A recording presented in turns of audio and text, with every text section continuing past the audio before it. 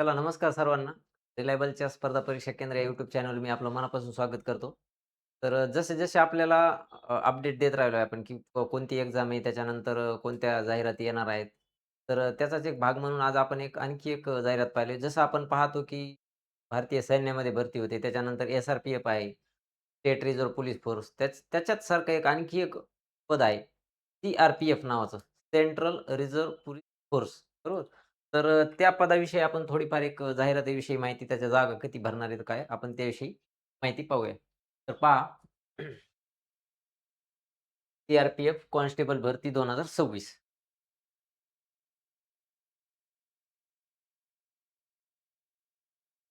त्याच्यामध्ये पहा 9,175 पदं त्याच्यामध्ये भरण्यात येणार आहेत.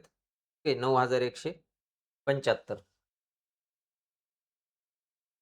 टोटल. त्याच्यामध्ये आणखी एक त्याच्यामध्ये ते दिलेले आहे. कोणते 2 पदं त्याच्यामध्ये भरणार आहेत. आकडा पहिल्यांदा याच्यामुळे पाहिलोय, की त्याच्यानुसार आपल्याला कळते, की किती भरती होणार आहे. तर 9,195 पद आहेत.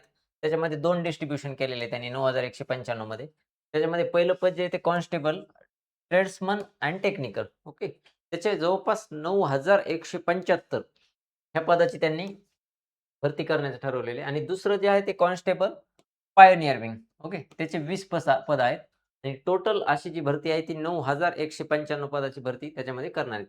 त्याच्यामध्ये शैक्षणिक पात्रता पण त्यांनी दिलेली पहा. तर त्याच्यामध्ये कॉन्स्टेबल ड्रायव्हर याच्यासाठी काय असणं अपेक्षित आहे ते दिलंय. त्याच्यामध्ये पहा तुम्ही 10वी उत्तीर्ण अपेक्षित आहे आणि अवजड वाहन चालक परवाना इथं असणं अपेक्षित आहे. 10वी उत्तीर्ण उमेदवार असला पाहिजे आणि त्याच्याकडे तो परवाना असला पाहिजे, अवजड वाहन चालकाचा परवाना. त्याच्यानंतर कॉन्स्टेबल मेकॅनिक मोटर व्हेइकल याच्यामध्ये पण 10वी उत्तीर्ण उमेदवार असला पाहिजे. त्याच्यामध्ये आणखी एक अट टाकलेली आहे, की आय-टी-आय जो आय-टी-आयचा डिप्लोमा असतो त्याच्यामध्ये तो मेकॅनिक मोटर व्हेइकल म्हणून त्याच्याकडे असलं पाहिजे आय-टी-आयमधून आणि 1 वर्षाचा अनुभव त्याचा असला पाहिजे. ही आणखी एक अट याच्यामध्ये टाकण्यात आलेली. ती अट एक लक्षात ठेवणं अपेक्षित आहे. कॉन्स्टेबल ड्रायव्हरमध्ये ती अट नाही आहे. त्याच्यामध्ये फक्त परवाना असणं अपेक्षित आहे. आणि कॉन्स्टेबल पायोनियर विंग आपण ज्याच्या पाहिलं, की 20 जागा भरणार आहेत. त्याच्यामध्ये पण 10वी उत्तीर्ण असणं उमेदवार आवश्यक आहे. आणि इलेक्ट्रिशियन ट्रेड असा एक डिप्लोमा किंवा मेसनरी ट्रेड असं हे त्यांच्याकडे असणं अपेक्षित आहे. तर हे 3 शैक्षणिक पात्रता आपण पाहिल्यात. टोटल जागा जे भरणार आहेत ते 9,195 जागा भरणार आहेत. 2 टाइपमध्ये ट्रेड्समन एंड टेक्निकलमध्ये 9,175 आणि पायोनियर विंग कॉन्स्टेबल 20 जागा भरणार आहेत. 9 एप्रिलला बऱ्यापैकी त्याची ती पोस्ट डेट आलेली आहे. तर ही अशा प्रकारे पहा बऱ्यापैकी ह्या जागा, त्याच्यानंतर शैक्षणिक पात्रता, ही आता तुमच्यापर्यंत पोहोचलेली. त्याच्यानंतर तुम्ही याच्यावर व्यवस्थित अभ्यास करून, पुढील अभ्यास करणं अपेक्षित आहे. तर ही आपण पाहिली सी-आर-पी-एफ नावाची भरती.